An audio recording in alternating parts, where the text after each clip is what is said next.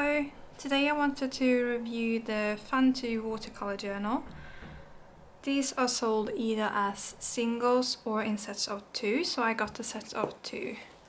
I have used my first one a bit, so I thought I'd review the book. So just a bit of information about this sketchbook. So it's from Funto. As I said, it's a watercolor journal. It's dual-sided, acid-free, cold press, faux leather bound, 300 GSM, 140 pounds. And it's also, it says expert up here, so it's 48 pages, but it's 24 sheets. It comes with a bookmark, a holder for pen or brush, whatever you want to hold, and a pocket at the end. As I mentioned, it's dual-sided. I like to point out that it's dual-sided, but when you start to flip through it, you'll notice that there is quite a difference between what's the front and what's the back of the page. Oh, these are not bound the same. Or is... yeah, they have glued the papers differently in the different books. Anyway, so the fronts are... there's a little bit of a weird texture to it, but the fronts look like regular cold press, but then the backs are fully smooth, but they have a very dry feeling to them, like your hand feels dry when you touch it, and it's slightly fuzzy. Before we get to the review, let's just look at some of the things I've made in this one, and we can start with this spread. So I've been doing quite a lot of landscapes. So this is done on the front side.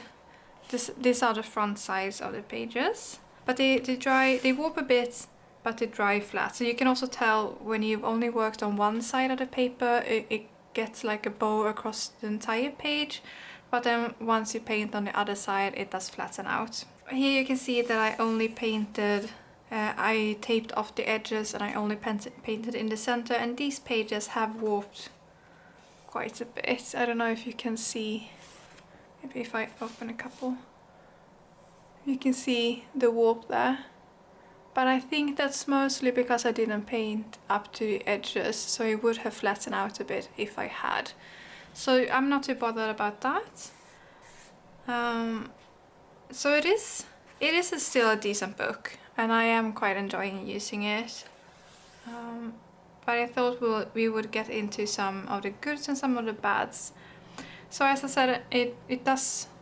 One of the positives is that the pages stay quite flat, and it can handle quite a bit of water. It is also a very decent price. If you want something inexpensive, if you want quantity over quality, I'd say that this is a good option. When you get a pack of 2, it is a bit cheaper than if you were to buy 2 single individually. It does also open completely flat. But this is a good example of one of the things I don't like. I don't know if you can see that here. The glue that is keeping the pages in place has sort of leaked out across the fold, so once you open it, it rips the pages between them. Unless you're planning to paint across the pages, it's not really a problem, and especially if you do tape off the edges, it's not really an issue at all, but it's just something to consider. I would also say that since they are marketing this one as being dual-sided, I would have expected there to be less of a difference between the front and the back. I mean, I haven't yet encountered paper that is exactly the same on the front and the back, so I'm not surprised that there's a difference, but it's quite a huge difference actually. The back is, as I mentioned, it's sort of fuzzy. It does also hold on to lint and just dust in general, and it's difficult to just brush up with your hand because you sort of get stuck in the fibers. So I found that if you just use your jumper or something to brush off the page, it does come off more easily. But this is an issue on the back. On the front, it's behaving like regular watercolor paper. If there's something on the page, you can just wipe it off and that's fine.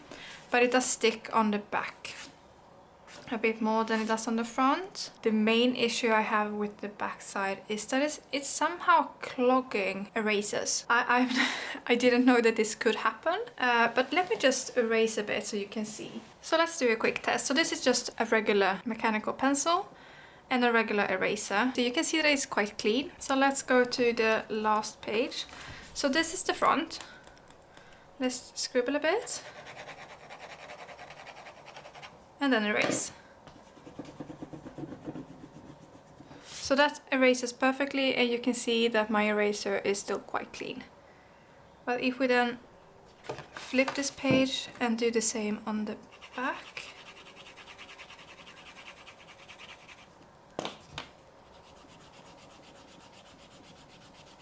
It is a lot harder to erase, and now you can see that the lead has stuck on the eraser, and this is sort of blocking it from being used, so it's sort of it gets saturated and then you can't erase anymore, and this is a bit difficult to clean off.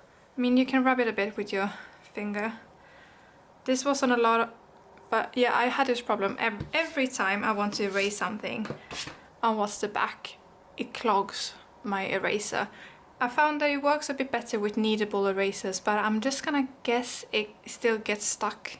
Whatever is getting stuck on this one is getting incorporated in the kneadable eraser. So I think that one could reach end of use sooner than if you hadn't used it on this paper. So that is a big downside for using this one.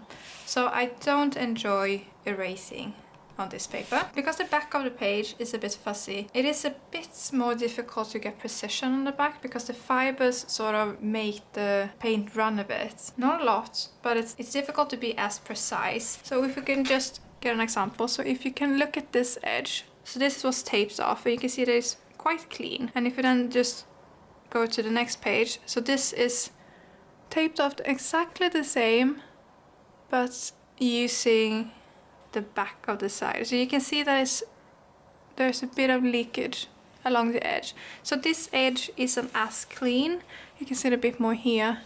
Precision is a bit more difficult on the back than it is on the front, because this is, in my opinion, this is a single-sided book, and this is the side to paint on, and this is the side you shouldn't paint on, but you can still paint on it, just it's not the same experience is what I'm getting at. Another downside is that because the backs are slightly bit fuzzy, you can sort of see that texture in the final painting. It's not as smooth as it is on the front. If you want to make more finished pieces, you can just skip all of the backs and just see it as only making 24 paintings in this book, which is still a decent number of paintings. And the way they have bound it, there's always the front facing front, back facing back. So if you want, you could even glue the backs together so that you would just flip between the fronts that way. So I mean, it's not the end of the world. But just something to be aware of. One other thing I found was it was a bit difficult to lift paint. I found that this held on to the pigment more than other paper I've used, and I think it has to do with this dry feeling. So I think maybe the treatment of the paper makes it a bit more absorbent of the pigments, which isn't necessarily a bad thing, but if you're using techniques where you do a lot of lifting, it can be an issue. Because of all this, I'm just a bit unsure what the expert is referring to, because expert does indicate that this is professional quality, and I would not say that this is professional quality in any way, but it is a good practice sketchbook if that's what you're looking for. So just in conclusion, would I recommend this book? And I wouldn't suggest that you buy it, but I also wouldn't tell you not to buy it. There's no need to avoid it, if you get what I'm saying. Basically, you get what you pay for. It is a cheaper book, and with that comes lower quality. It's not bad quality, and watercolor sketchbooks can be quite expensive. So if you want a sketchbook and you want to use watercolor and you're just practicing, this is a decent option for you. However, if what you're looking for is a good watercolor sketchbook, then I don't recommend this one. I also don't think I will buy any more from this brand, or at least not this exact series, just because I'm not that happy with the quality. But with all that said, I am still enjoying using this book. It is quite nice. So I hope that was helpful. If you have used these books too, feel free to let me know what you thought of them, or if you have used any other products or sketchbooks from Funto, please let us know what you thought of them. I hope you found this useful, and I'll see you in the next one. Bye bye!